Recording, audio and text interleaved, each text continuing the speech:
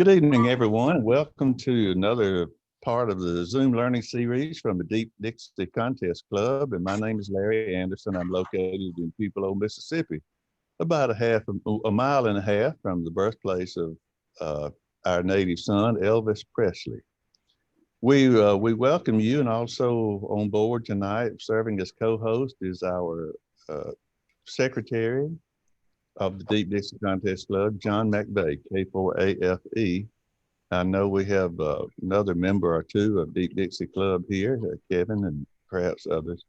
So we welcome you, and especially to so many of you who are members of other clubs who have joined us. But we have an outstanding program on tap for you tonight. So what I would try to do is to just, in saying welcome, that you really are welcome, that we want to make sure that you know that you represent a variety of clubs and you're welcome here. So pass the word around to your other club members when it comes. And please, everyone, please mute your microphones so that we don't have any kind of interference. It'll really help us a lot. You just mute your audio. And then if you need to speak in any time, then you can press the space bar. But until that time, we can mute everyone. So just a couple of quick announcements. I know some contests are coming up soon. I believe the Canadian, the RAC winter contest is just around the corner, and then there's several sprints, and also the ARRL rookie roundup. And I don't know if any people who are watching this are considered rookies, gotten your license within the last 3 years. But I hope that many of us will go on and try to give context to the rookies. We do have, we keep a spreadsheet of ideas and requests for programs. So if you have one, you see my cost at my email address, one of 9 up there. So send something to nn50larry@gmail.com and we'll add it to that. And as a matter of fact, tonight's program is a result of having gotten suggestions from some people. Due to the onslaught of the Christmas time, we don't have anything to announce on what the topic or the speaker would be, but temporarily we're looking at Thursday, January 7th. So it'll be about 3 weeks instead of 2 weeks. And we have plenty of ideas if we can just get people to agree to do those presentations. So I'll send out another save the date thing when we have something nailed down, and I do express my thank you to so many of you for not only being here, but for passing the word around. The Deep Dixie Contest Club has a YouTube page, and the content there is growing. And then after tonight, it will grow by one more. So you can go to YouTube and just search for Deep Dixie Contest Club, or I put the shortened URL, tinyurl.com/DDCC. That's Deep Dixie Contest Club, YouTube, DDCC. I tried to come up with something that might be pretty easy. And so if you go there, it actually will take you to the page, and you can see some really outstanding presentations that we have, probably beginning back with when we did the focus on the youth. We have several youth members in the Deep Dixie Contest Club, and they're great. Probably some of you know Violetta, and then there's Mason, KM4SII, and then the top left corner in this thing right here is David from British Columbia, VE7DZO, and then Bryant from Montgomery, Alabama, KG5HVO. And those are, at least at this time, the sort of the superstar youth operators at that time. So tonight we feel so fortunate to have as our speaker K9LA. And I'll tell you what, let's see. Ralph, do you have your, can you give us some audio? There we go. Sure. Okay, would you do me a favor And just introduce our speaker for us tonight, because you know him, and tell all the secrets you want to, and then Carl will just jump in and take over. Okay? Oh, yes. Well, this is just so appropriate. I was reading on our contrast reflector, and one of the guys was making comments on 10 meters, how he got on and didn't really work anyone. And he mentioned when he got on, and I'm thinking, wait a minute, you got on when the band was dead. You don't know propagation.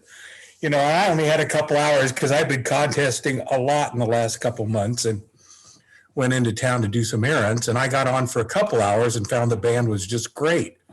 But I knew the secret is you have to know when and have experience. So the best part about tonight is Carl's going to give us some of the experience that he's had and talk about propagation planning for contest. This guy's been around for a long time. Now, I have to admit, I was not wearing diapers when he first got licensed, but in '61, Carl got his first license, and he was really active and became the editor of the NCJ from 2002 to 2007. And even after that, he kept contributing his propagation column until 2015. This guy is smart. He retired in October 2013, but worked for 41 years in RF design with Motorola and then Raytheon, designing solid state amplifiers. This guy is prolific.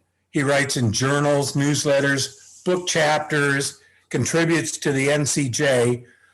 Now he's taken his show on the road. He's presented at W9DXCC and SMC Fest. We've had him there. So you're really fortunate, all of us are, that we can benefit from learning how to plan for contests and knowing what propagation is going to probably give us for the weekend. So let me introduce Carl, and I think we've got a really good hour coming up. Go ahead, Carl. Thank you. Okay, very good. I saw a question in the chat room from Tony VE2KM, and it's, what is NCJ? That's the National Contest Journal. And it's a publication that's helped by the ARRL, let's say. They do all the editing, etc., and it's volunteer editor. And there've been quite a handful of editors over the years. So let me share my screen here, see what happens. Our kitty cat just came in too. So. Okay, let me go to full screen.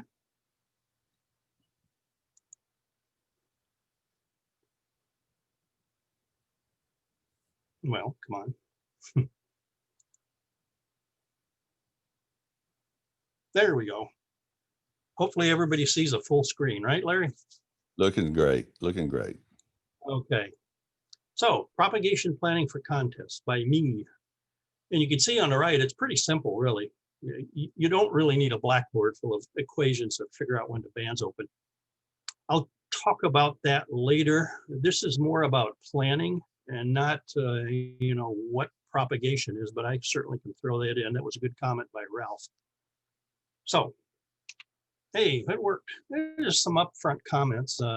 Like Ralph said, I got my novice in 1961, and I can still remember my first contest. And I put parentheses around first because I'm not sure I knew what I was doing back then. But I vividly remember YV1DP on 10 meters, and he was this clipping along, and that was very impressive. My competitive contest years were from basically 1980 to 2000. I've got several major wins, and I put these on here because, hey, this K9LA dude, he apparently knows a little bit about propagation, but what does he know about contests? And most of the time now, I'm just a casual contester. So it's different than between 1980 and 2000. I think the best one was the winning the world in multi-single in '97. CQOI DXCW from ZF1A. I'll mention this a little bit later. And again, I was the NCJ editor from 2002 to 2007. It was lots of work, but I sure enjoyed it. And KY7M is now the new editor as of the January-February issue here, 2021. And on the right there, there's the first issue of NCJ, which was January, February 1973. It's changed quite a bit. I was fortunate enough that at least I had dial-up. It took about 20 minutes to get a 1 meg file, but that was sure easier than using the US mail as the first issues of NCJ were.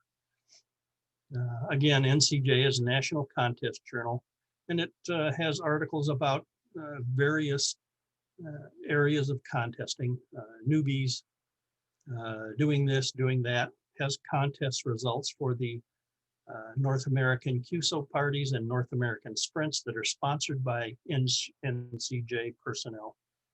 So I encourage you to, if you're an ARRL member, you can get NCJ digitally for nothing. So go do it. Of course, if you'd like to subscribe to a real issue, I'm sure that wouldn't hurt anybody's feeling either. So that was the kitty cat. I don't know if you heard that, but why should you propagation plan? Well, it's the obvious answer is to maximize your score in a competitive effort. Now, even if you're not doing a competitive effort, you may be going for some personal goal, and I've kind of been doing that most of the time now. If you want to add band entities to your DXCC or add some zones to work all zones, or if you just want to get on and work as many countries or states as you can. And that's what I really like about the ARRL 160 contest. It's CW only. It was just a couple of weeks ago. And my goal for that is always to see if I can work all 50 states. My modest station, it's obvious that I never win that contest. So I just set a personal goal, and that keeps me very interested and keeps my butt in the chair for a good period of time. So should you propagation plan for every contest? Nah, I don't think so. If you're just having fun, don't bother. But what we're going to cover are many things that you can do to hopefully improve your score in a competitive effort. So here's kind of what we're discussing, our propagation predictions. There's just some key items I'd like to put forth. We'll talk about disturbances to propagation because they're the ones that can really screw stuff up. Have a couple slides on what I think would be helpful to do before the contest. And then a slide or two about what you should do during the contest.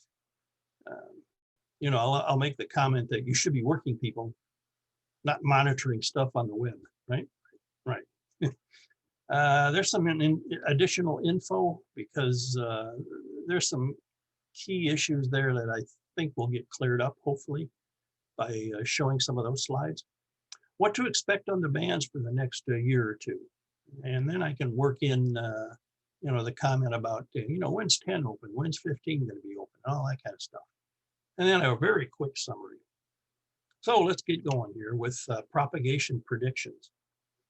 And the key takeaway is our predictions are statistical over a month's time frame. We do not have daily predictions yet. Now, what comes out of a propagation prediction is a monthly median value. Median means a 50% probability. Now, why don't we have daily predictions? Well, that's because there's more than just solar radiation that causes the F2 region to vary. We got a persistent cat here. There are really three sources that cause the F2 region to vary. One is solar radiation. The other is geomagnetic field activity, which probably most people know that, like a CME or a coronal hole can screw up the other magnetic field, which screws up the ionosphere. The third one, though, there's lots of research going on right now in this area, and that's events at ground level and in the lower atmosphere coupling up to the ionosphere. So what happens is an event happens, there's a gravity wave that propagates upward to the F2 region, and that causes a traveling ionospheric disturbance, which varies the F2 region. So all three of those things really determine what the F2 region is doing. Now on the right, here's a good example of just using solar flux. That's a correlation between the daily maximum usable frequency over Boulder versus the daily solar flux. And you can see there's quite a bit of scatter about the red trend line. The correlation coefficient is not very high. 0 means there's no correlation. 1 is perfect correlation. And you can see for an example, for an MUF, a maximum usable frequency of 35 megahertz, the flux could have been anywhere from 135 up to 160. So that's just something to remember, that our propagation predictions aren't deterministic, they're statistical. And this brings up another thing I see a lot on the internet. If the solar flux changes, from day to day, it doesn't necessarily mean the ionosphere is going to follow. And that's because we're ignoring the other two sources, geomagnetic field activity and those events coupling up to the ionosphere. So if the solar flux is 75 today and it's 80 tomorrow, it doesn't necessarily mean the ionosphere is going to be better. So what you should do, of course, is run predictions. Of course, there are a lot of caveats about that.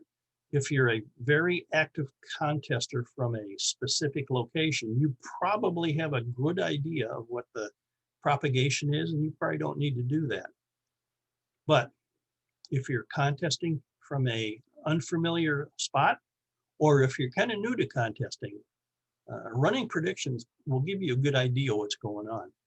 You can roll your own using the free VOACAP and W6EL prop software.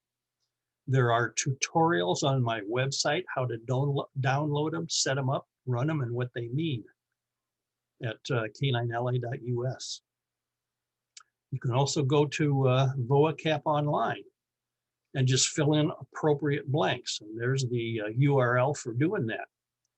What comes out of that is a plot of the reliability, which is the probability that the desired signal to noise ratio is met. And of course, that's going to depend on your noise at your location and the mode you selected. You can see there in the top image, the red is the highest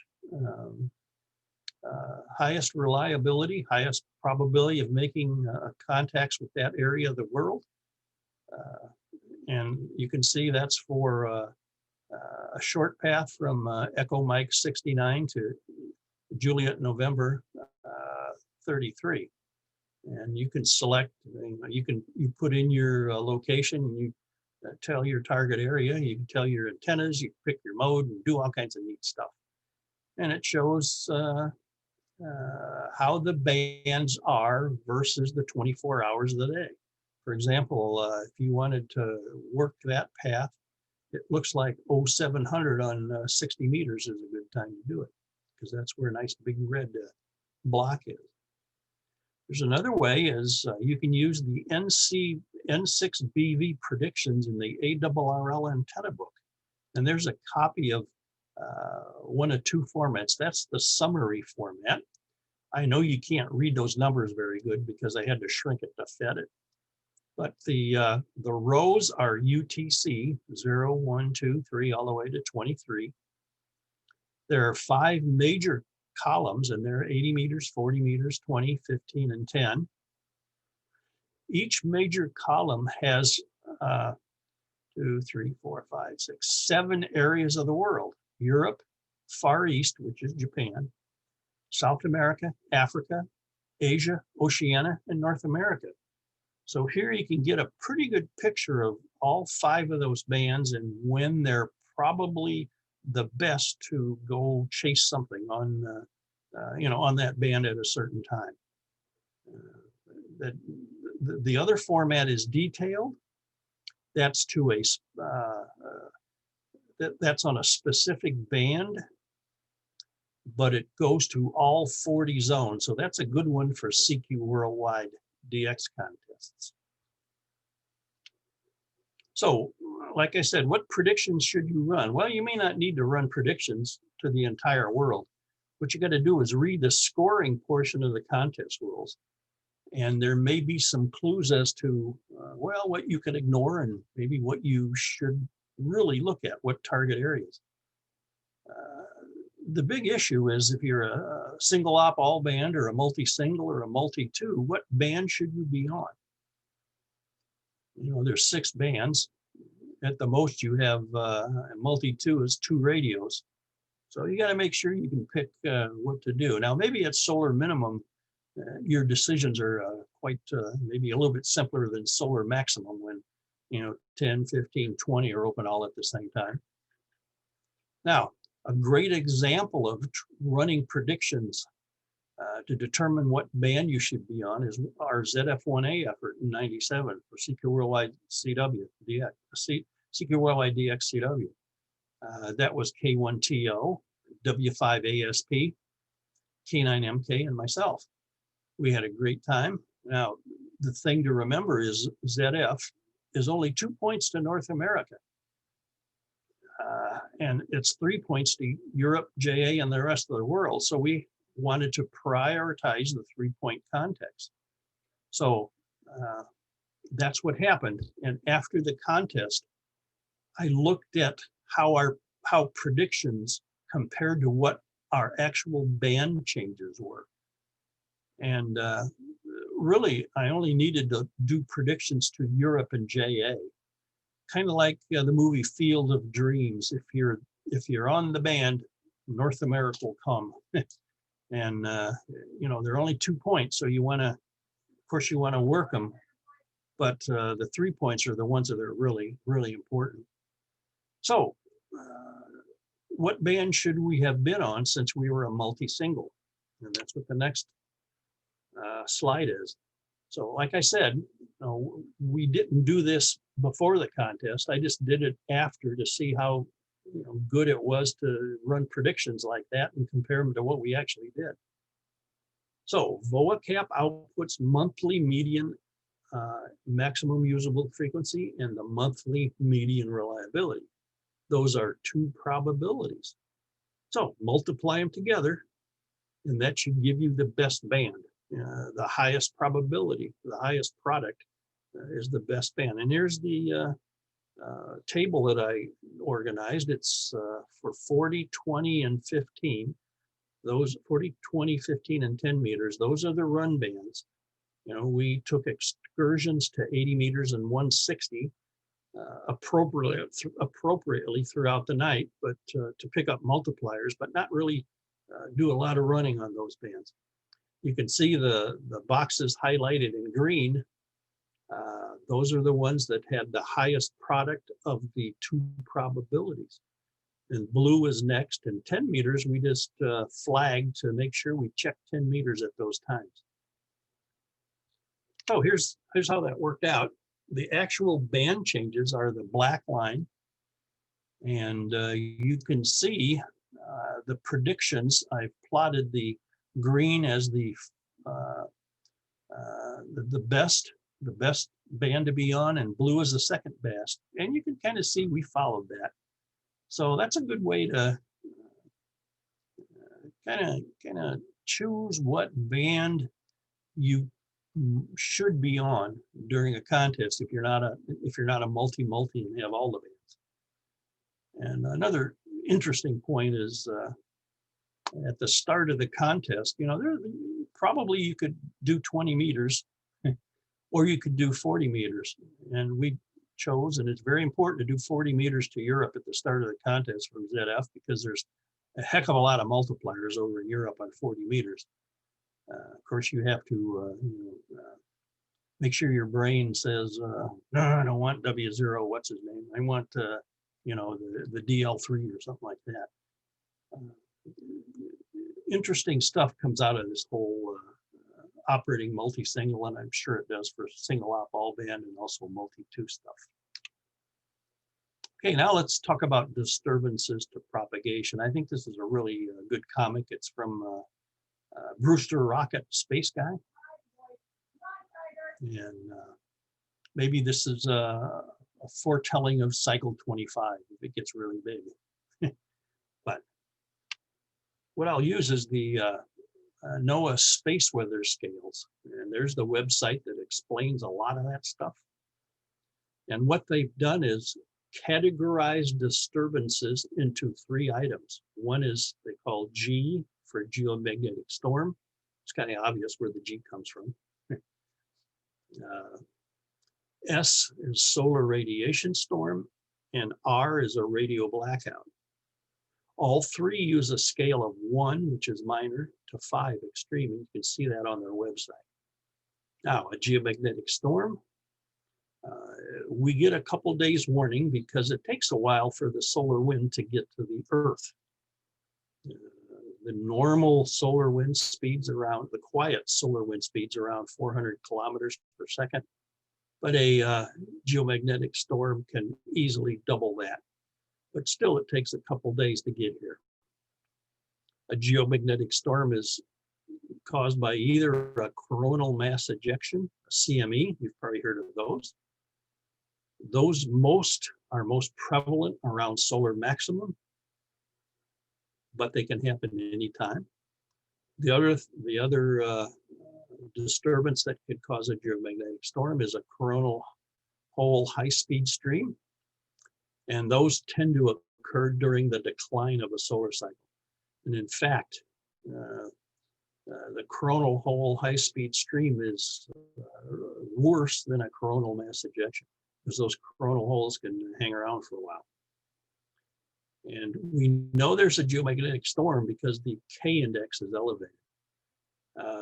I'll talk about the K index and the A index later on in the future slide. But suffice to say, when the K index is 0, that's generally good. When the K index is 9, which is the highest, that is bad. The K index is a logarithmic scale from 0 to 9. Okay, the solar radiation storm, there's some warning for that. What it is when there's a big solar flare, like an M or an X class, energetic protons are funneled into the polar cap area, and they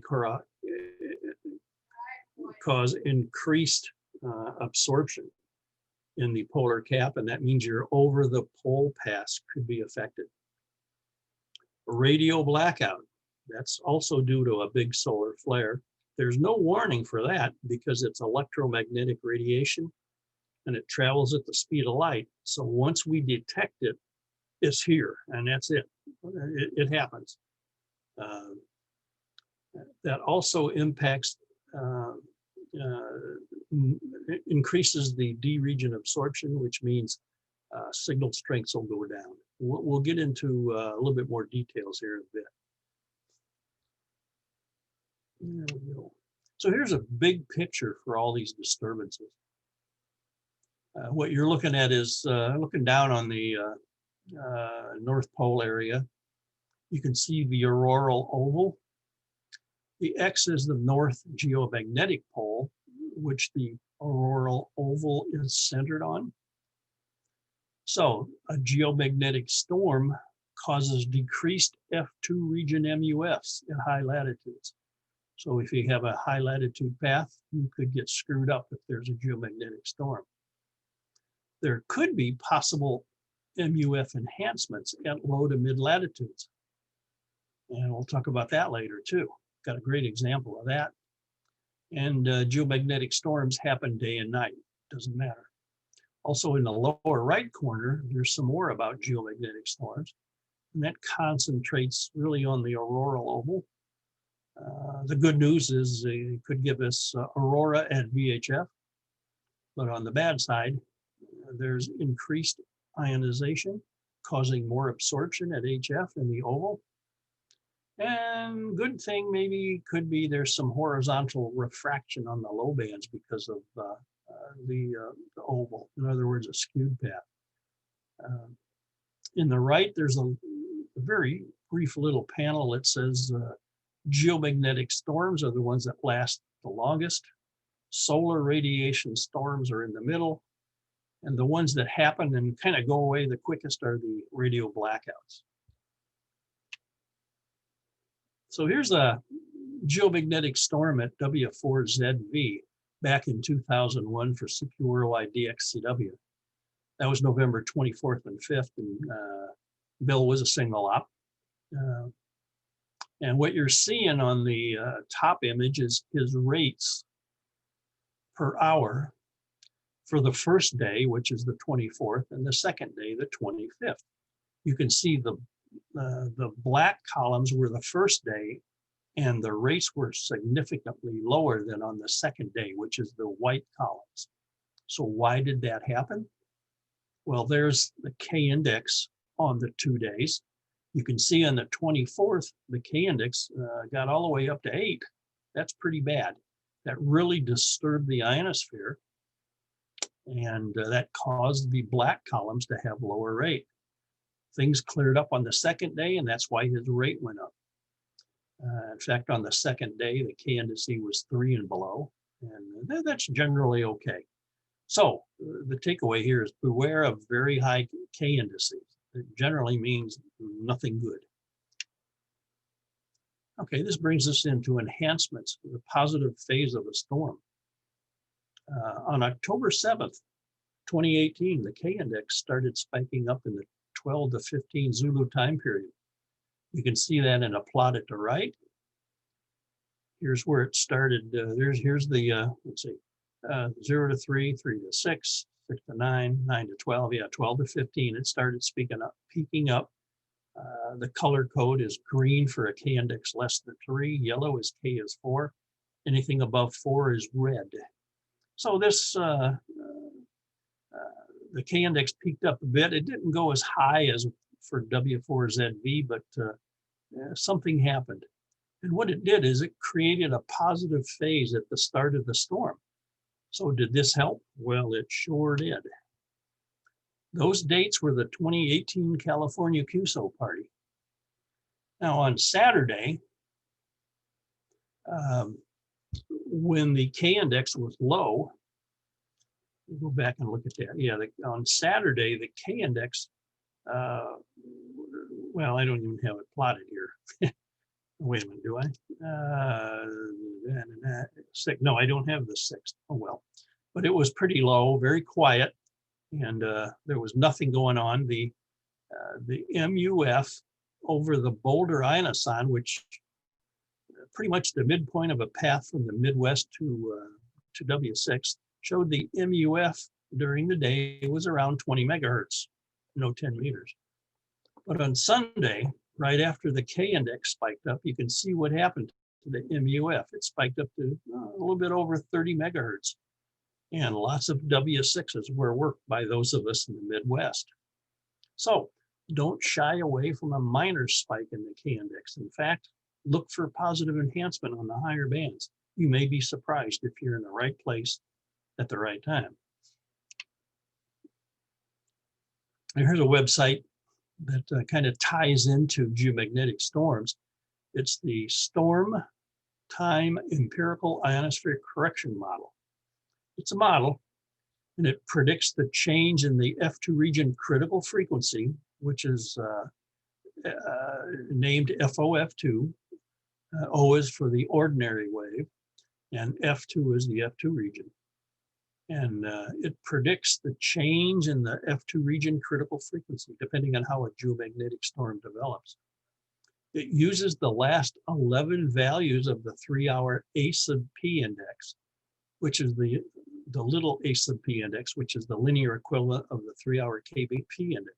Now, I'll get into that in several slides down the road. This model is an option in the International Reference Ionosphere, the 2016 version. But as far as I'm aware, the storm model is only used in a ray tracing program out of Australia because it uses the IRI 2016 model. So it hasn't made its way yet into any of our other propagation programs. And let me just say right now, you know, like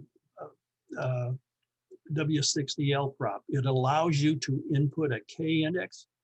Well, a single K index really doesn't adequately describe what happens to the ionosphere. And that's why this more elaborate model uses the last 11 K indices. So something you can look at, and the figure is what's on their website.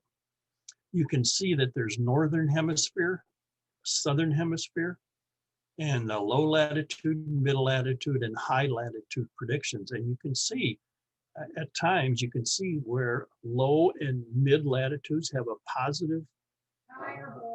positive increase, but the high latitudes generally have a negative increase. And you can see differences in the northern and southern hemisphere too. So it's pretty interesting. But again, it's just a model. And I'm sure there are times when it maybe doesn't do as good. Now, okay, so we looked at geomagnetic storms. Let's look at a radio blackout. And this happened at ZF2RR. Dan was, N9XX, was doing a 10-meter single band effort in secure wide CW in 2000. And there's his run rate. Of course, there were a good amount of sunspots, so he had good openings worldwide. You can see he had some pretty good rates. But on the first on Saturday, in the 18 to 19 time frame, there was an X1.9 solar flare. That's pretty big. And you can see his rate went down because of that solar flare. What it did is the electromagnetic radiation from that flare caused his run rate to go down because of increased absorption on the daylight side of the Earth on 10 meters. Now, note that it came back pretty quick, and that's why I said earlier that a radio blackout is probably the shortest duration of those three disturbances. Another flare occurred in the 16 to 17 Zulu on the second day. That was an even bigger one, X4.0. And you can see his rate went down even further. Now, right towards the end of the contest, his rates went down, but talking to Dan, looking at his log, and he confirmed that he was looking for mults towards the end of the contest, and that's why his rate was down. It didn't have anything to do with space weather. And that brings up a good summary, is that the highest bands recover first if you do have a radio blackout. So the lower bands would take longer to recover as you move down in frequency. And here's a website if you want to take a look at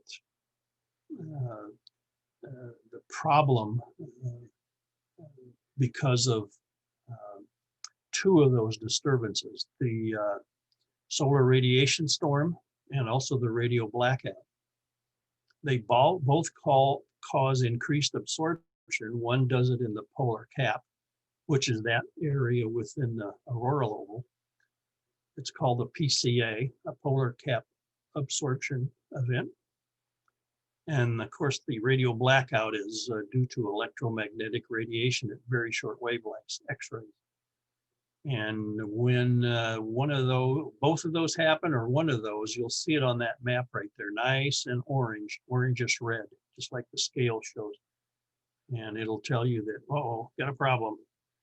Again, this map includes both solar radiation storm and a radio blackout. And there's the URL. Okay, so all this stuff happens. What can you do anything about it? Well, there's some possible mitigation for geomagnetic storms, solar radiation storms, and radio blackouts. So if you're in a contest and stuff happens, well, for geomagnetic storms, if you're in a VHF contest, whoa, well, that's great. That's great. You can also check for skewed pass on 160. And I mentioned that earlier. For HF paths across high latitudes, it might be good to move down in frequency. The ionosphere gets screwed up, but maybe if you go down in frequency low enough, things will be okay to keep going. Again, watch for enhanced low and mid latitude pass as on slide 14 and 15 during that 2018 California QSO party. Another thing that seems to happen, I've seen lots of reports of this, is enhanced 160 meter propagation across high latitudes, right when the K index spikes up. So there's a 5 bullets that maybe helps you get through a geomagnetic storm during a contest. Now for a solar radiation storm, again, that's absorption in the polar cap, and you might try going the other way around. Instead of, if it's a short path problem, try long path. Maybe that's okay. Long shot, but give it a try. And for a radio blackout, well, if you're on like 20 meters, well, you should probably move to 15 or 10 because they'll recover the first. And of course, it looks like they recover, the higher bands recover in an hour or less. So do that. And of course, the radio blackouts only occur on the daylight side of the earth. So try some past it. You may be in darkness. Maybe you can at least make up a little bit for that. So there's the mitigation. Your mileage may vary, but it's something to try. Okay, so now let's get into what I think you ought to do before the contest. Well, the first thing is you better read the rules. And I can't, I've started a contest and what should I be doing here? So I'll go back and read the rules. So do it before the contest. That really helps, especially how a contest is scored. There may be different points like CQ Worldwide, depending on where you are in the world. What you should also know beforehand are common darkness times and sunrise sunset times for your low band efforts. Common darkness means when the path between you and the target area is in darkness. And of course, you should always especially look at sunrise and sunset times on your end and on the other end. What you should do is know headings to your target areas using a great circle map, and that's what's the images there on the right. There's the website where you can generate your own map, complements of NS6T. And what that map shows is my K9LA stroke VTA V2A 1982 10 meter CW contest. The center of that map is Antigua, and it may help me point my antenna in the right direction. 10 meter contest in December, very nice on Antigua in December, I gotta admit. I stayed at what was known as the Castle Harbor Hotel. I don't know if it's still there, but it was in downtown St. John's on a nice hill. And what really helped was the 10 meter contest was about a week before the tourist season started. So in that whole hotel, I think it was me and a couple British West Indies airline crews, and that was about it. So they let me get up on the roof. I had a couple mast sections and a 3-element Yagi. So I put it up there. When I wanted to change a direction, I'd have to run up on the roof and turn it, but that wasn't bad at all. I had my TS1, my old TS180. So I was this barefoot, 100 watts. And I came in first place for DX, second place the world. Tom K5RC beat me.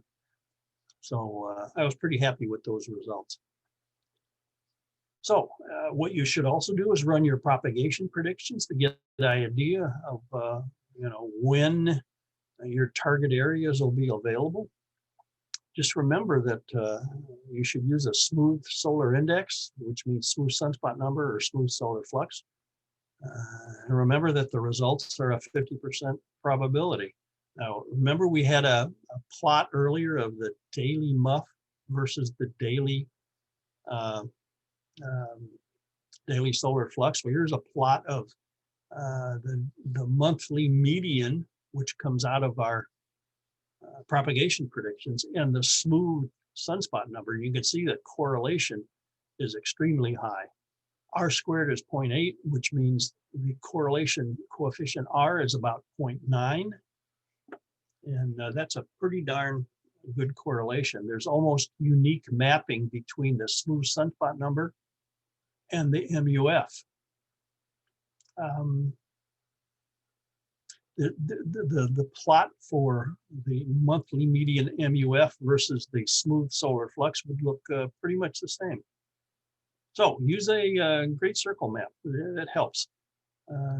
In the ZF1A shack, the Cayman Amateur Radio Society, there's a big map hanging on the wall, so we know where everything is. And that really, I'm sure, helps like some of the UK hands that come down there and operate, because you know, headings are quite different from their efforts in the UK, so they know where to point the antennas. Also, before the contest, probably good to look at some recent space weather data. And what I've shown is the Space Weather Prediction Center. That's SWPC. It's part of NOAA. And there's a panel at that website. It has 6 plots. The first plot shows EUV. Those are the bright areas. So that'll give you an idea if there's lots of white areas that the higher bands might be active. The second, number 2, and the middle top is a coronagraph. There's a occulting disk that blocks out the sun, so you can see the corona and see what's coming off the sun easier. And if you see lots of bright around that occulting disk, you know that maybe something's not good going to happen, and it's going to deplete the F2 region of electrons, which means the MUF goes down. 3 is the showing the aurora, where visible aurora could occur. And of course, that'll disrupt your high latitude paths. The 4th one is the X-ray flux. They measured at 2 wavelengths. The red is the one that determines how big the solar flare is. You can see that little here, the red peak. That's a C class, and it looks like it's about a C 5 or so. Kind of minor, not real big, but it tells you if there may be some increased absorption on the daylight side of the Earth, if it's an M or an X class. 5 is protons in the solar wind, I believe. Okay, I have to think about that. But what it shows is if there's increased absorption in the polar cap area, which means paths across the poles might be affected. And the 6th one is just a, you know, what the KP index has done over the past couple days. And again, if the KP index gets really high, that means depleted F2 region and lower MUFs. And before the contest, you might want to look at the plot there, because you know the sun rotates in about 27 days. That's basically around the equator and low latitudes. It's a gas, so you know the sun doesn't rotate. The rotation period is different as you move towards the poles. But 27 days is really what you should look for. And that plot on the left would show recurrent issues, which means the propagation might be the same as it was 27 days ago. Now, being at solar minimum, the flux doesn't show much of a rotation, 27-day rotation period. So here, what I did is downloaded some extreme ultraviolet, which is the true ionizing radiation for the F2 region. Got to remember that 10.7 centimeter solar flux and sunspots are just proxies for this EUV. And you can see there's some 27-day periodic cyclic variation in the EUV. And so it's a good thing just to, take a look at what happened 27 days ago. Was it really bad, really good, or whatever? If there was coronal holes back 27 days ago, there might be a good possibility that that's still going to be there, and it's not going to be helpful for you. Yeah, another thing before the contest, you might want to check for thunderstorm activity. The map on the left is real time for North America. And it shows that, there was a line of thunderstorms going across Florida. Now, especially if you're going to a high thunderstorm area, and that's what that map on the right is thunderstorm days for September, October, November. I chose those months because Secure Worldwide DX contest. So if you're going to, middle South America or middle of Africa or over in the Asia area, you might have thunderstorms, and that might help you to plan your low band efforts a little bit better. So something to look at. And those are the URLs to get you where you need to be. On my website, in the month, the April 2015 monthly feature, I showed maps for all 4 of the 3-month period. So you can go get that and take a look at what thunderstorms do versus season. And maybe how they'll affect your contest efforts. Okay, during the contest, this is an interesting one. I think you should keep your gray line display and your heading map available. Of course, the gray line is when you may have enhancements on the low bands, although a lot of people report that you don't see too many nowadays. But it's also good to see when a target area has sunrise, because that means the MUF is going to go up, and 20 meters may show up, and 15 meters, and then 10 meters. So have that available. Now, you've got to remember, your goal is to make contacts, not watch space weather, right? But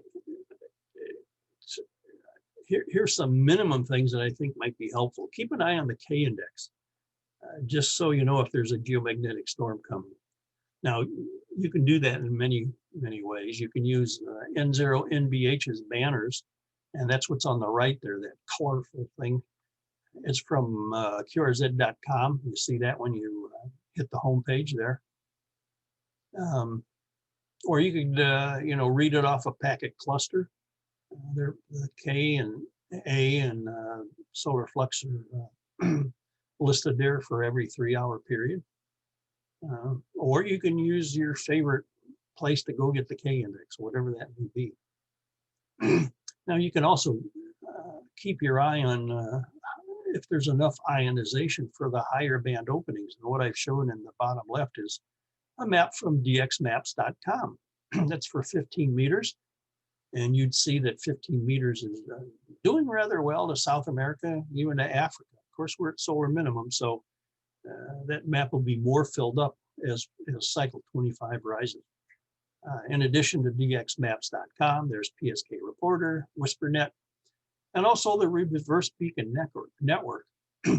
But don't go, paying attention to all this stuff and ignore making contacts, because that's your main goal, make contacts.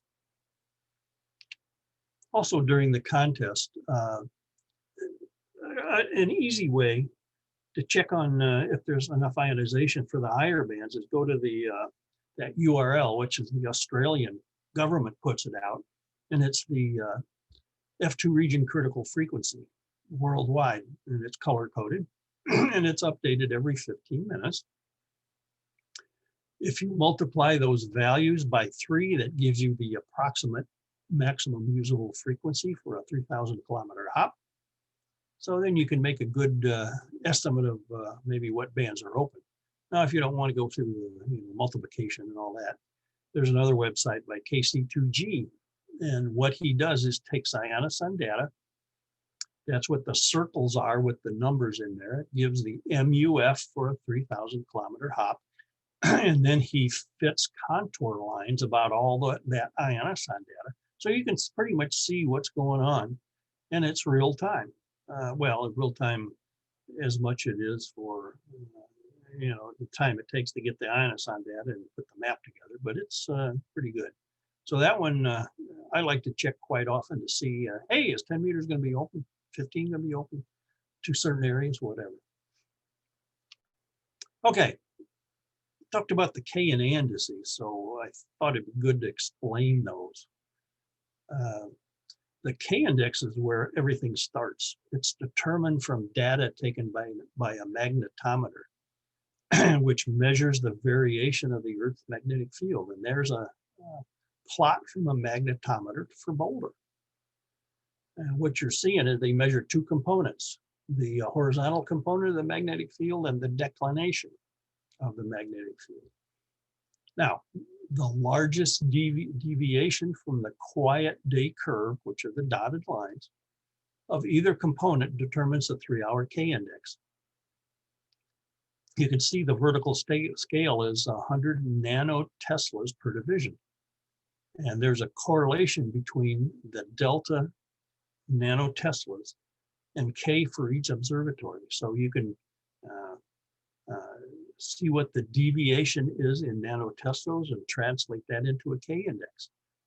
Now, each of the 8 K indices for the day are converted to a little a index, which is the linear equivalent to the logarithmic K index. We talked about the little a before.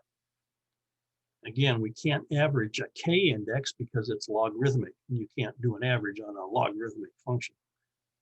So we have to convert the K indices to a little a index. And then you can take the little a indices, average them, and that's the capital A index, which you usually see like in that N0 NBH banner. And if there's a P subscript, that indicates it's a planetary indice from combining observations from many stations. Otherwise, if it's just K, that means it's a single observatory. And it's kind of helpful to have a planetary index to see worldwide what the Earth's magnetic field is doing. Now, you can read all about K and A indices on my website in the general link, where do the K and A indices come from? And it'll go through all that with good examples, and you should get an expert on K and A indices, I hope. So here's some other data. We have solar flux and we have sunspot numbers. So what's the correlation between those two? The top left is the comparison of the daily sunspot number versus the daily solar flux. Again, the correlation coefficient is not too good. And you can see that by the data being scattered widely about the red trend line. In other words, there's not a unique mapping of a solar flux to a sunspot number. So that's why we use smooth numbers. That's very heavily averaged. And there's the plot of the smooth sunspot number versus the smooth solar flux. The blue trend line is a second order polynomial, and you can see that the correlation coefficient is very high. So the only way you should really convert between sunspots and solar flux is via smooth numbers, not daily numbers. Okay, here's those two plots in the middle, the two plots that we looked at earlier. The daily solar flux versus the daily muff, and the daily smooth sunspot number and the daily muff, or the monthly median muff and the smooth sunspot number. You can see the correlation is very much higher when you use smooth numbers and look for the monthly median. So just remember that from our propagation predictions. The right top is this man-made noise. That's from the ITU document. Unfortunately, it's from 1970, before we had all these electronic devices. So I'm sure things have gone up. but it gives you an idea. In a 500 hertz bandwidth, if you're listening on your like on a Vernadell on 160, you can kind of judge what kind of environment you're in: residential, rural, remote, whatever, industrial.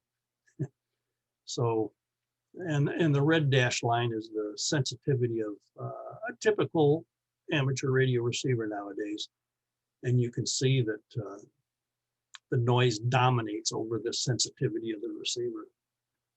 On the bottom is, bottom right is the conversion between the K index and the little a index. And again, the K index goes from 0 to 9.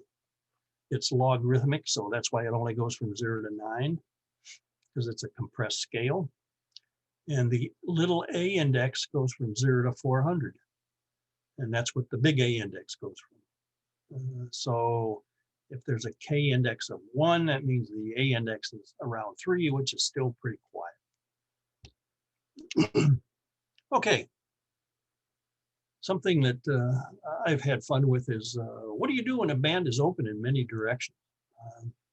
For example, sporadic key on 10 and 6 meters, and I've experienced that.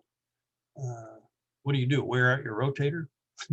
Or do you implement multiple antennas? Well, here's what I do on 10 meters. I got a 5-element high gain 105 CA. It's on a rotator, and it's used for Europe to the northeast and JA to the northwest. Usually JA and EU aren't coming in at the same time, so that's not a problem.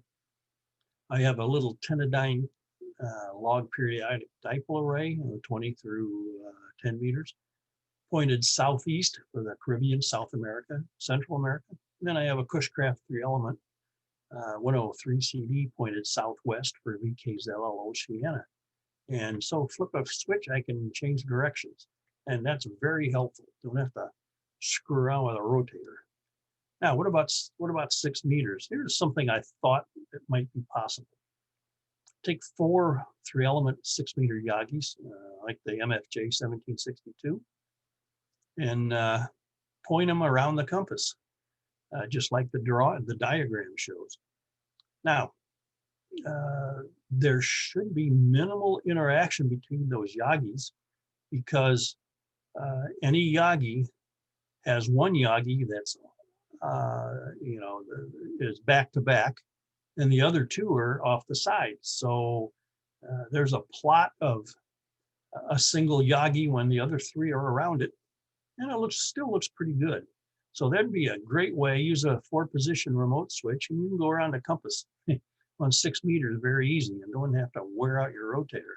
If like in the 10-meter contest, sporadic E was southwest, southeast, northwest. Geez, something to do. Here's another just a comment about elevation angles for F2 propagation. This is plots of Chicago to Europe. You can see the top is 20 meters, and the predicted elevation angle statistics are very similar for solar max and solar minimum on 20 meters. In other words, things don't change too much. That's because 20 meters is open throughout a whole solar cycle, and things don't change that much. The big difference is on 15 meters, and you can see it on the bottom plot. At smooth sunspot number 120, you can see the elevation angles go way out to almost 30 degrees or so. But at solar minimum, the elevation angles are basically 11 degrees and lower. Now, these elevation angles are for all seasons, all sunspot cycles. Or no, this is N2IC's version of elevation angles. So this is only for the month for CQ Worldwide DX. It's only for that, and it shows that if you don't have high antennas, you may be behind the 8 ball on 15 and maybe 10 on solar minimum. So just be advised that they've taken a hit, and the guys with the really tall towers with stacks they're gonna do very well on 15 meters, and you may have a big problem. Okay, what can we expect on the bands? Well, at the moment, I'm aware of about 53 predictions for cycle 25. Why are there 53? Well, we don't know what really causes solar cycles until we have a good physical model, and it's going to be tough, and there's going to be lots of predictions. Now, 50 of those 53 are for an average or below average cycle. There are several big ones, several big cycle predictions out there. We'll have to wait and see what happens. Now, right now, the low band should be good, especially when the rise of a cycle is the quietest with respect to geomagnetic storms. So the low band should be good. 20 meters should be open during the day and early evening. What that tells us is there's enough extreme ultraviolet at solar minimum, even if the sunspots are 0 and the solar flux is bottomed out around 65. Now, occasionally we're going to have north-south openings on 15 and 10. We may even have some east-west. I know the East Coast will have the advantage. Watch for low latitude pass on 15 and 10 to VKZL Oceania. That's because the equatorial latitudes are the most robust area, is the most robust area of the ionosphere. Now, Ralph brought up the comment about he was operating on 10 meters when the band wasn't open. Well, hopefully everybody realizes that 10 meters is basically a daytime band, and it's best when we're around solar maximum. Or well, it depends on how big the cycle is, I guess. And 15 meters is a little bit better. It's a daytime band, but it can extend into darkness a little bit longer. And 20 meters, of course, solar minimum is basically daytime and early evening when we're at solar maximum, and depending on the season, it can be open around around the clock. So yeah, just a minute, hold on. Okay, summary. If you're doing a competitive effort, hopefully the guidelines that I presented will help you. Pick the ones maybe you think are good. If you're doing a casual effort, just ignore everything I said and just have some fun. The higher bands will slowly get better as cycle 25 rises. The maximum will likely be somewhere between 2023 and 2025. So we got a couple more years to go. And of course, right now you should be taking advantage of the low bands. And if you're just doing casual contesting, what a great way to add to your DXCC or worked all zone totals and get on during the contest. So Larry, that's all I had. If there are any questions, I'll try and answer them. I've got a cat here who's kind of restless right now. Does a cat have a call sign? No, no. Well, this has been great, Carl, and I know we have some questions, but I'd like to just open it to any of the participants now who have any questions. While we have him, just go ahead and speak up if you have a question for Carl at this time. Carl, just a simple question.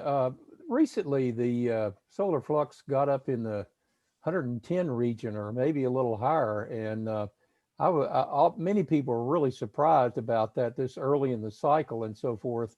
And propagation was amazing during that period, obviously, and on the higher bands. Is that a normal thing to happen, to have a period like that early in the cycle, or is that maybe some indication that we might have a big one? Yeah, that's a good question. If you look back at coming out of the solar minimum between 23 and 24, cycle 24 was kind of active, then it quieted down until it finally started going up for good. Whether cycle 25 is doing that, all we can do is wait and see. But there is a way, if you just look at the how fast the solar cycle rises. Generally, the rise time for the average rise time for a solar cycle to maximum is about 4 years. A bigger cycle will rise quicker. A smaller cycle will rise slower. So it'd be good to take a look at, compare the rise time of cycle 25 to previous cycles and see if there's a clue that maybe something's happened good. And Kurt, you mentioned, the flux got up. Well, you can see here on the right, the extreme ultraviolet, which is really what's doing the ionization. You can see it started, beginning of October, it started going up. It peaked there when the solar flux peaked, and now it's kind of going down, and things aren't as good, but it still is better than it was, in the mid-year when things were kind of flat.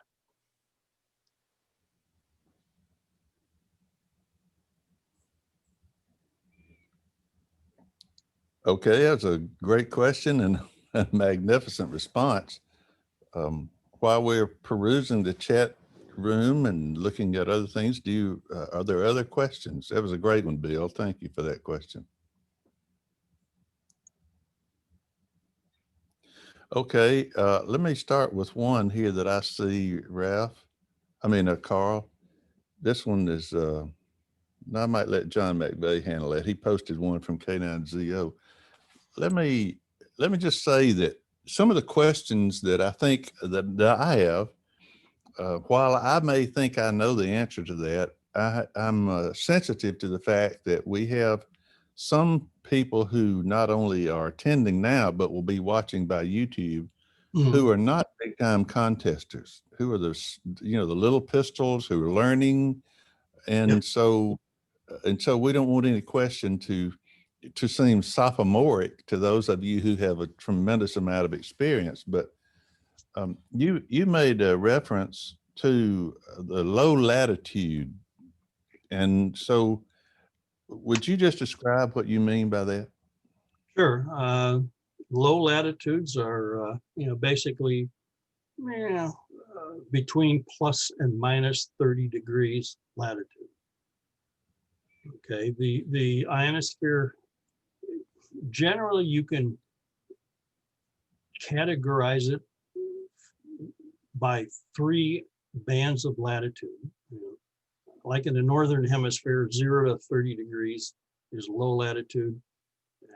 30 to 50 is kind of mid latitudes, and above 50 is high latitudes. In the ionosphere, we have a pretty good idea of, what the generalities are. High latitudes, geomagnetic storms affect them the most. Mid latitude, low latitude, there can be some good things that happen, but the mid latitudes can also be degraded because of geomagnetic storms. So, the auroral oval is a good indication. Is as you move towards the poles, things can get worse. Yep. Thank you. On slide 17, you mentioned that the high bands recover first from a radio blackout, and the question was why? Why? That's because the amount of absorption is inversely proportional to the square of the frequency. So you got the frequency and the denominator. So as the frequency goes up, that means absorption goes down. So that's pretty simple, but not well known. Well, yes, and I suspect that's kind of like a news a news flash for some, especially inexperienced contesters, but ones who want to know. And so when you say highest bands, are we talking about the common contesting bands like 10 meters? Or do you mean like 6 meters and above? No, generally when I say that, it's 10 meters and below. I don't think a radio blackout would affect 6 meters much at all. Just too high in frequency, because you from 10 meters, you've doubled the frequency, which means the effect of absorption goes down by 4. It goes down by 4. So, yeah, That's very very helpful. Mhm. That's very helpful. Okay, here's another one. You mentioned the N6BV chart yes. when you back there, and so the question was, how does ordinary peon access that N6BV chart? You mentioned it was in the ARRL antenna book. Yeah, Is it? it's on the CD. So if you buy an ARRL antenna book, you're all set up. Okay. Yeah, So it's not something that one would go out and do a Google search for and find on the web. I don't think you will now, unless Okay. there's a black market. No. Okay. All right. John McVeigh, help me here. What are some questions that we found from the chat?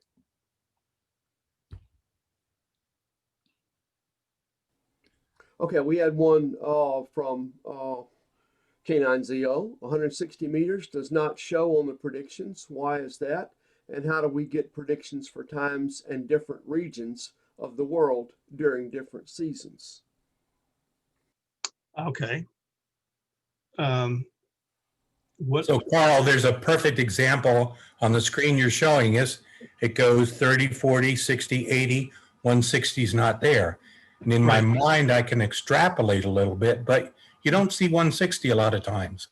Yeah, that's right, because 160 gets very complicated, and we really struggle to predict 160. That shouldn't be a surprise. 160 is driven by absorption, not the MUF. The MUF is almost always high enough for 160, and it's all absorption down at low altitudes, the D region and the lower E region. We just don't have enough data to understand what's going on down there.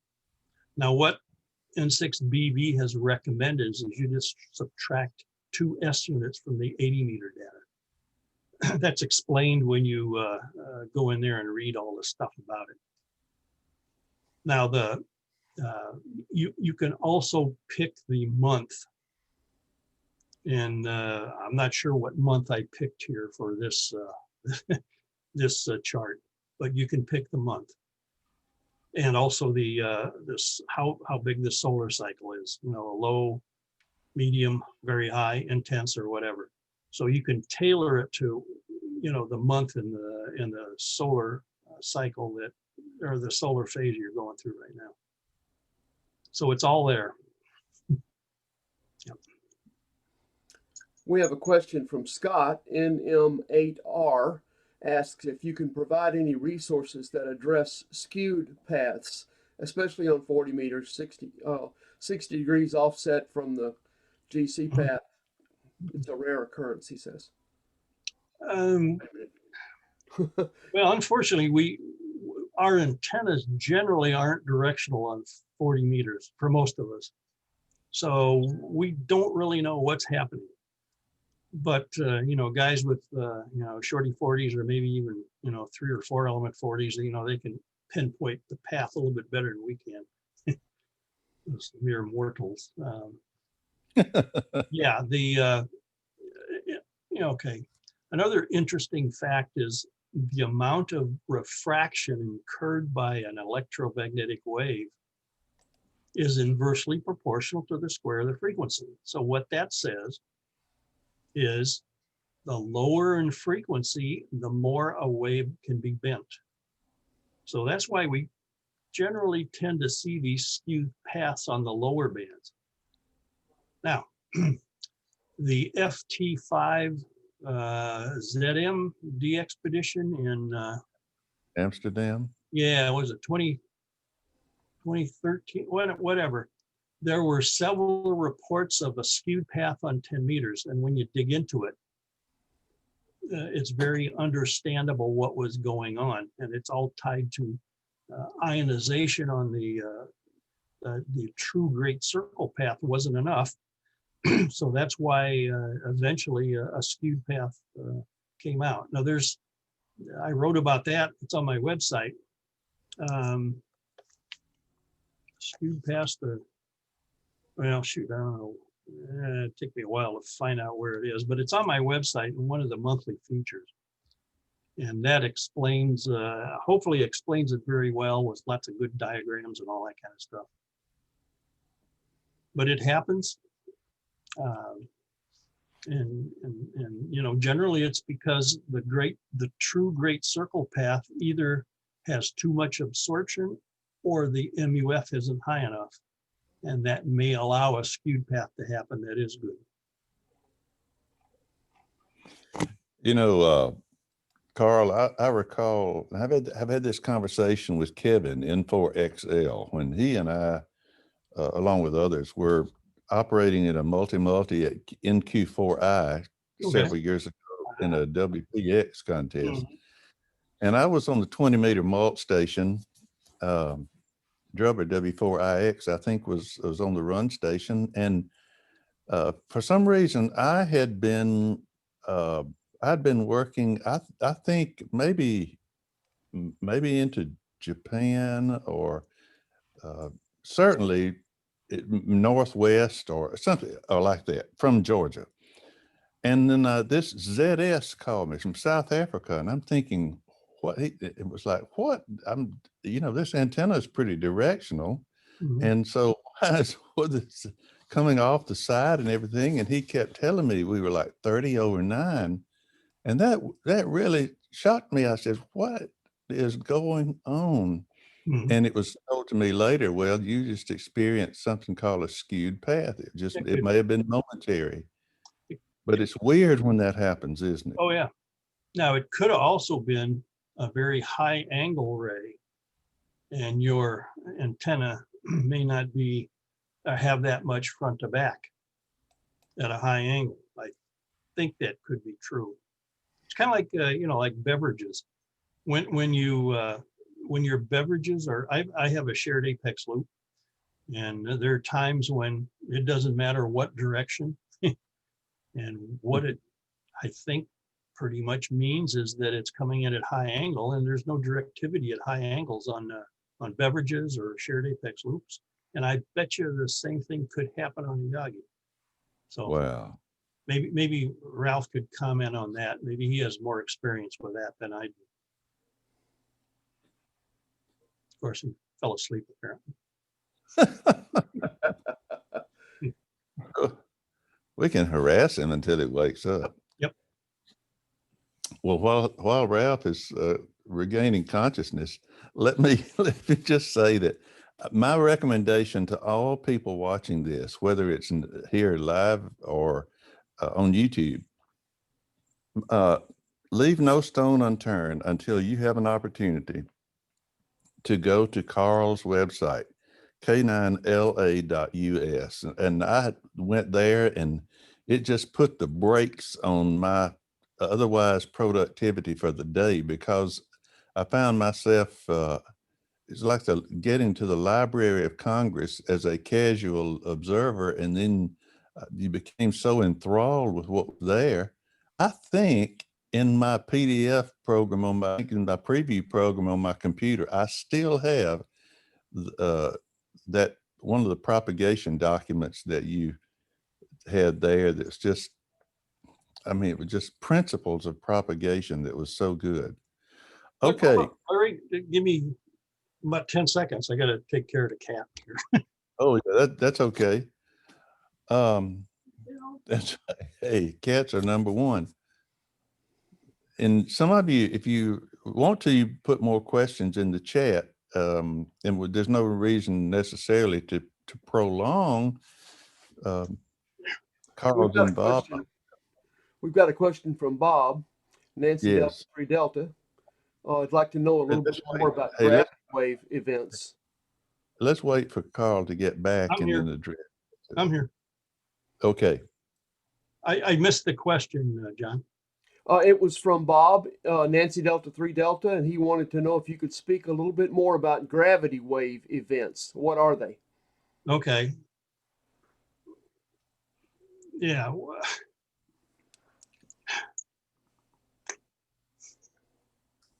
Good question. Well, right after that, Yeah. Nancy Mike 8 Romeo said that there's an excellent book on gravity waves, Yep. An Intro to Atmospheric Gravity Waves, second edition by Carmen Napo. Yep. Basically, what happens is an event at ground level or in the lower atmosphere causes a perturbation in the atmosphere, and it's called a gravity wave because it it it relies on buoyancy, I believe, and for going up, and gravity pulls it down. But it can couple all the way up to the F2 region and cause cyclic variation up there. There's lots of research going on nowadays in that area.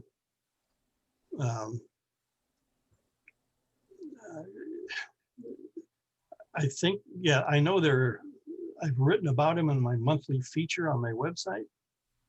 The titles are there, so you should be able to know what's going on or what I was writing about, hopefully. Sometimes I forget, but that's okay.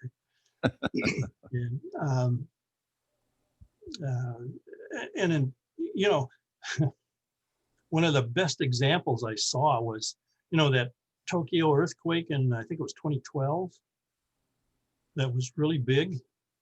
It created a tsunami that went across the Pacific Ocean and hit the West Coast.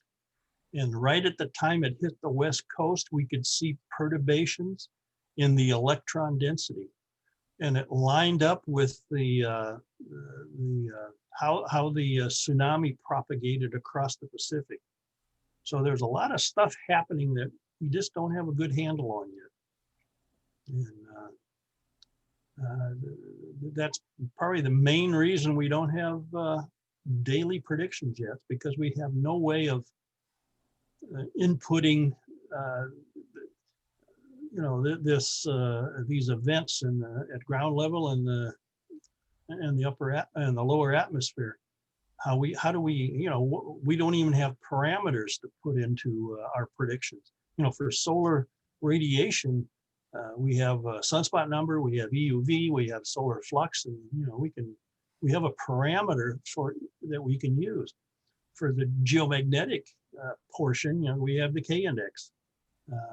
How many K indices is up, is stuff that we're working on now, but we have nothing. How do you define a gravity wave, and how does it affect traveling ionospheric disturbance? We just don't know that yet.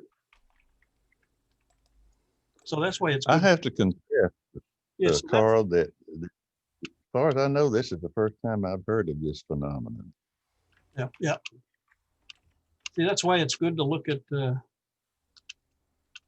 where am I? Here we go, we're getting there. That's why it's good to look at that KC2G. It takes ionoson data, which shows all that stuff happening.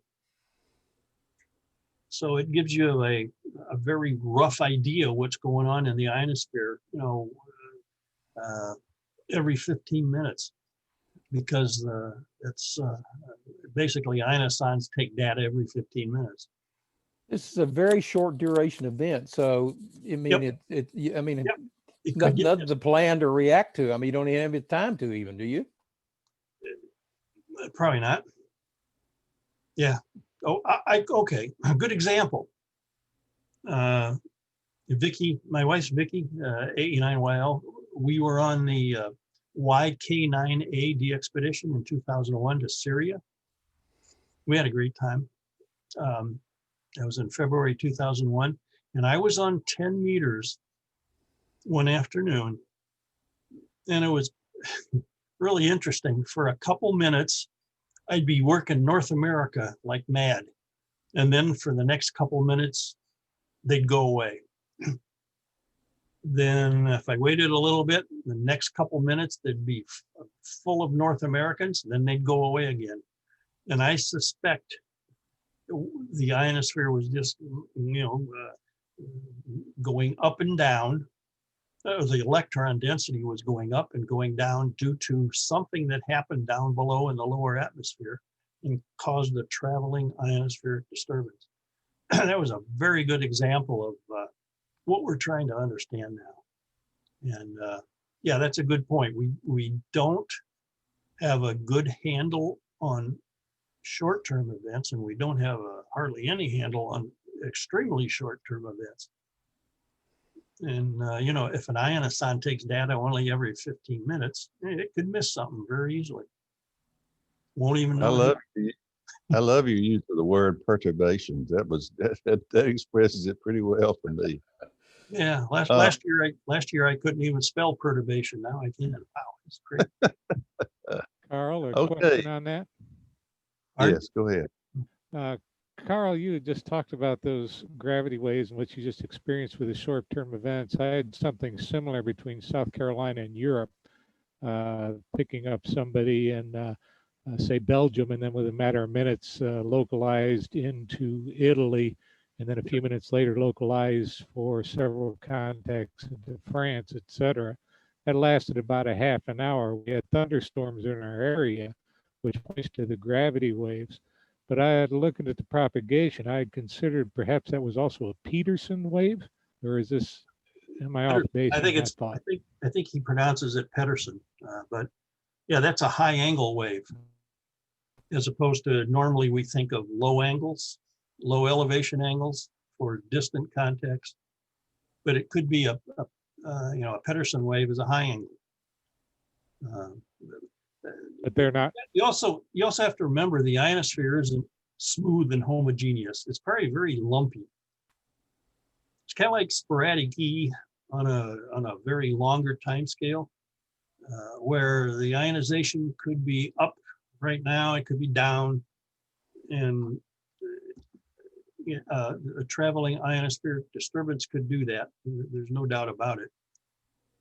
And I'm sure it's kind of tied to like at solar minimum, 10-meter contacts are generally limited to the extreme range of a hop, you know, 35 to 4,000 kilometers.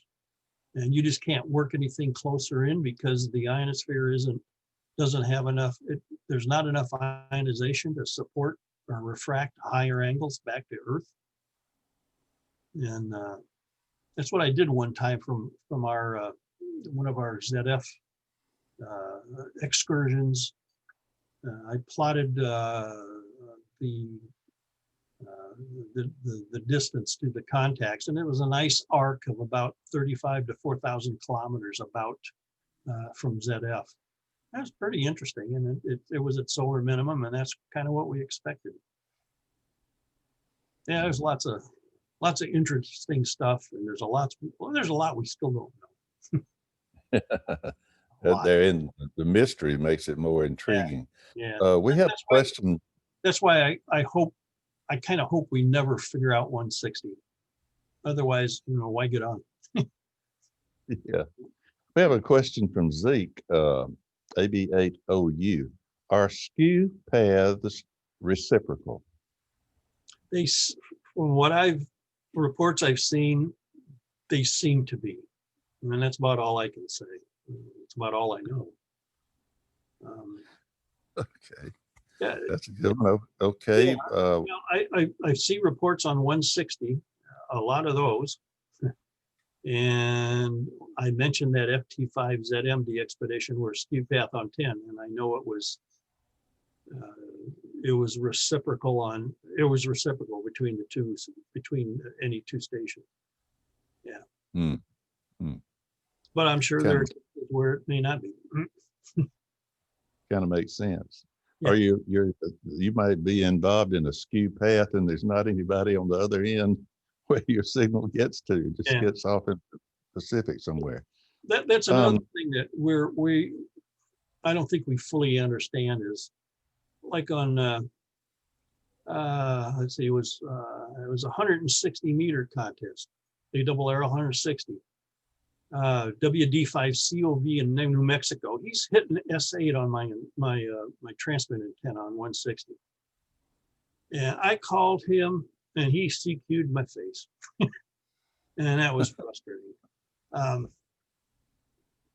He might have been running more power. Maybe his noise level was higher, but there may be something deeper than that we just don't understand yet. And, it And then happens on there's those computers. guys that try to make a point. Yeah, he was just ignoring me. That's it. Don't never underestimate local noise. I'm telling you, I'm heard great in Europe, but I can't hear anything. It's just terrible. Yeah. Carl, we have Well, another question for you. Okay. Is there an online group where serious propagation questions can be discussed? And this is from Nancy Mike 8 Romeo.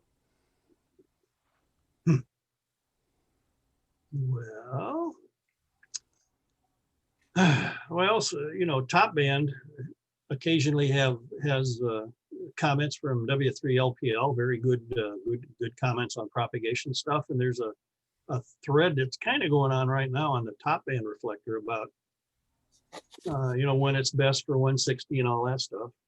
CQ contest, it doesn't have that much anymore. Now the columnist for the propagation column in CQ magazine has hfradio.org. You may want to try there and see if he has anything like what you're looking for. I'm not aware of a widely used propagation discussion URL. And like I said, NW7US, who writes the propagation column for CQ, maybe that may help you. Well, I'll say this, regardless of that, just having opportunities like this, Carl, is wonderful. We've had propagation topic mentioned by Jim Bacon from the UK and Steve Nichols from the UK. Yep. And they're both very, very, very knowledgeable people.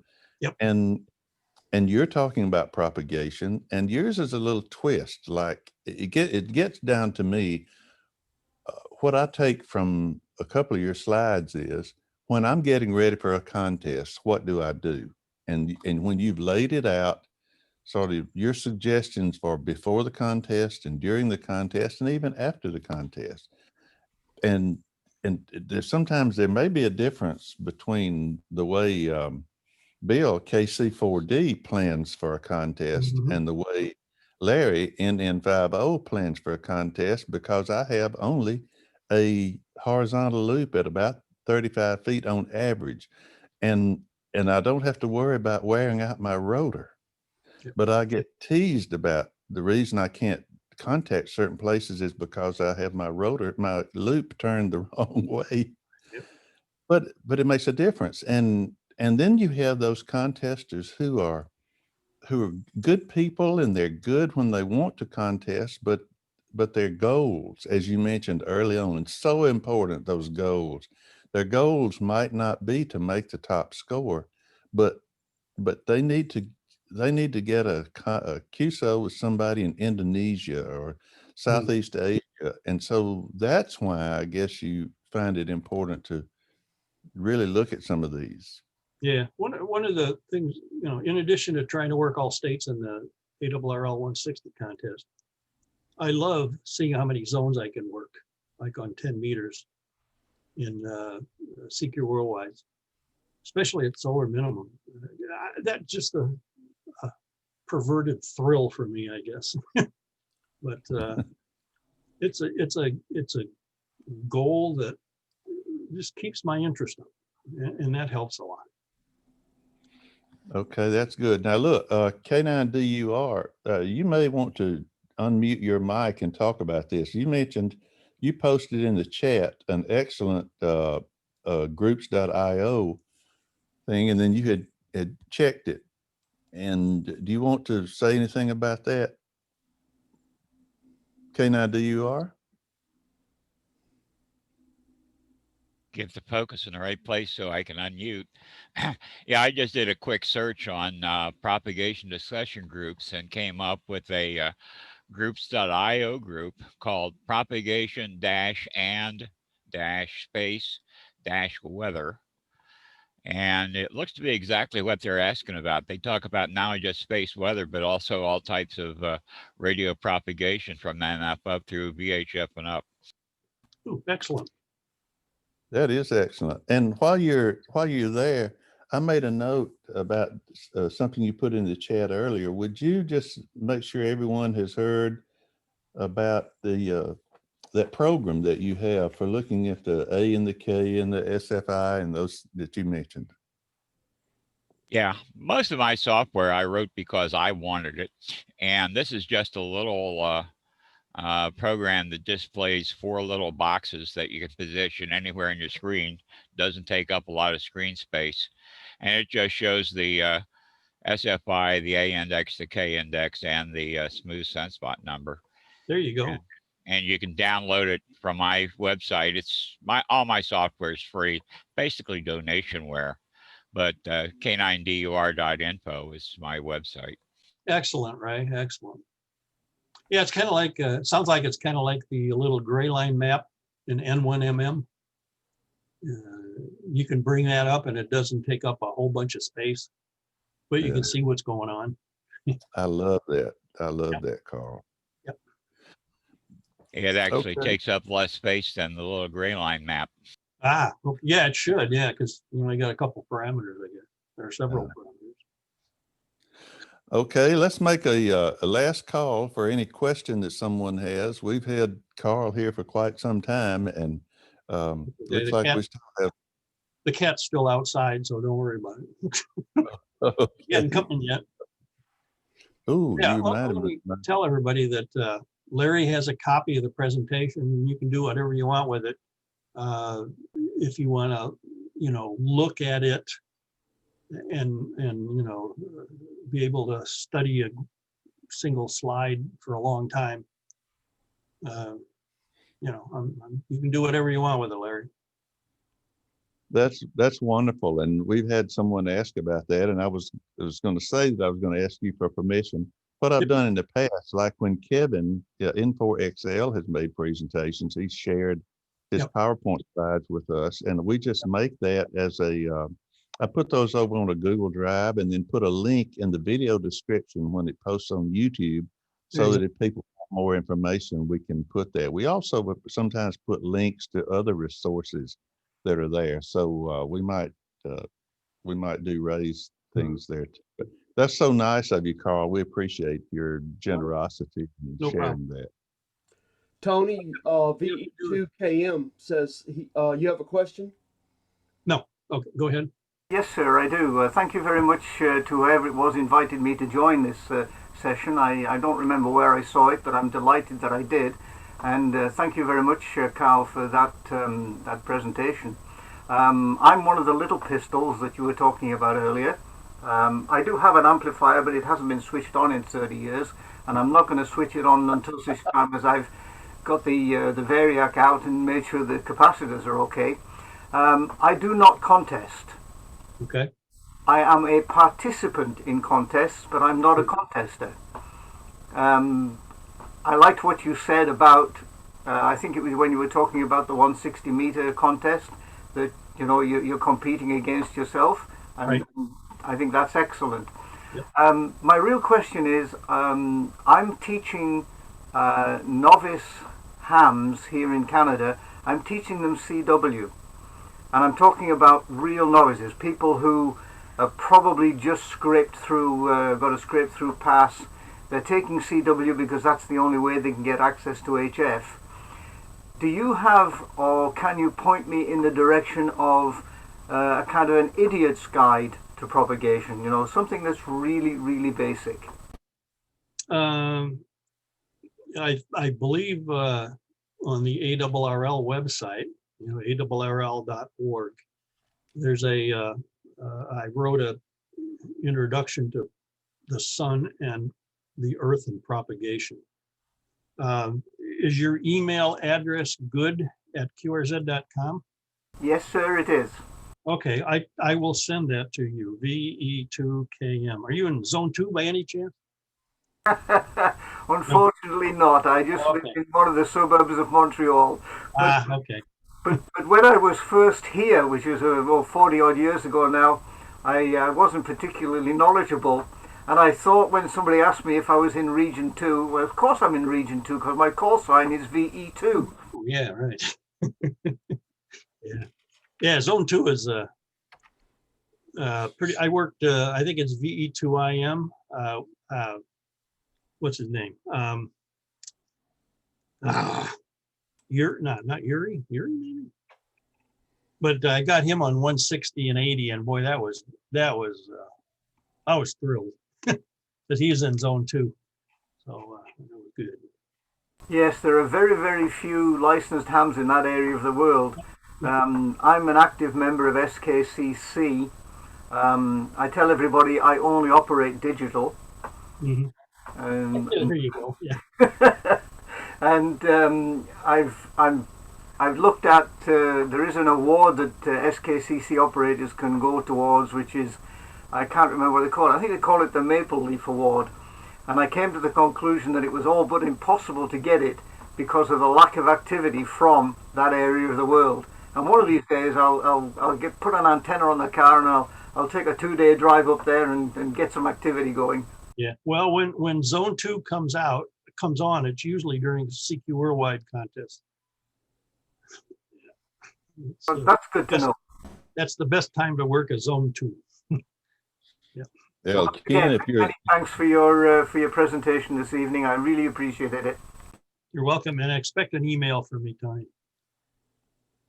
So Tony, if your ego needs a boost, you can do that. Get in your car and drive up to Zone 2, and you'll be extremely popular.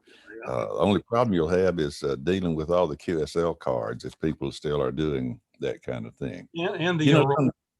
And the Aurora. Yes. Oh well. Okay. Is there another question that we have for Carl? I don't see any more on the list, Larry. Nope, I don't either. Well, Carl, I want to thank you so much for an outstanding program, and this is really, really good. Tony's comment brings to mind something I've heard in getting emails from people after some of these sessions that they appreciated, and then now they're going to have to go back and watch the video on YouTube in order to begin to comprehend some of the helpful information that was shared. And so many people have asked for, could we circle back around and have something like the beginner's guide to XYZ, sort of like Tony said, the idiot's guide, Propagation for dummies. Yeah, there you go. Yeah, that's right. That's right. If you set one of those up, I'll definitely participate. Oh, mercy. Step 1. We go step 1, 2, 3. Step 1. So Carl, thank you. You certainly have done a tremendous job. And I know that hundreds and maybe thousands of people will benefit from this presentation. And also I would say for those who don't know or not members of the Society of Midwest Contesters, especially in there, they have the SMC Fest, and it was virtual this past time. And Carl has a presentation there, and of course, many other places. So thanks a lot to Ralph for suggesting Carl, and we'll take more of Ralph's suggestions for the future. So thanks a bunch, Carl. We appreciate it. You're welcome. And hopefully, like I said before, hopefully you got something out of this that helps you contesting or helps you have more fun during a contest if you're not going after Tony had a good comment about, there are few competitive contesters going after first place. There are a heck of a lot more casual operators, and if it wasn't for them, the contest would be pretty boring. Well, there are some of us who really do enjoy the competition among other people. John McVeigh and I compete with each other a lot. I just can't get the multipliers he does, but so you don't have to be a K3LR, W3LPL, or even my goodness, Into IC. Oh my goodness. Yeah. Some of those people. Yep. But it's nice to know that they are good people and will help any way they can. So, okay. Okay. We'll wrap this up, and thanks everyone. And please, in your clubs, please share with your fellow club members or other ones about future programs.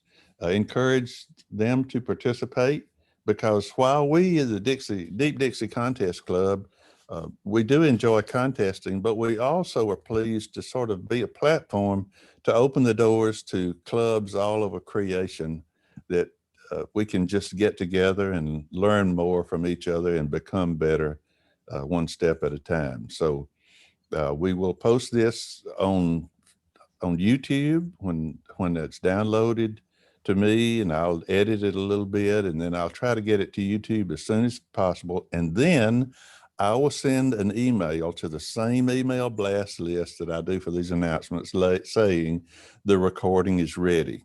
And then we'll just watch the chart, the thing go up, because many people just can't participate when we do these presentations.